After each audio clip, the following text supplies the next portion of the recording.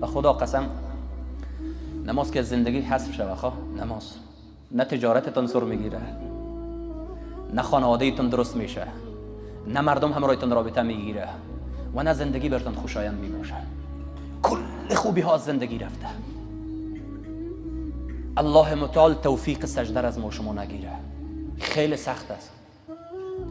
حالا یک کسی را که ما دوست داشته باشیم یا کسی ما را دوست داشته باشه، فقط یک زمینه ملاقات فراهم میکنیم، فقط یک زمینه دیدار. نامزدهای گپا را خوب میفهمن، فقط یک تماس، یک بهانه، یک پیام حاصل میکنن. چگونه خواد بود که ما از تماس با خدا، از رابطه با خدا خسته شیم و دروازه ها رو مسدود بکن که من نمیخوام رابطه با خدا.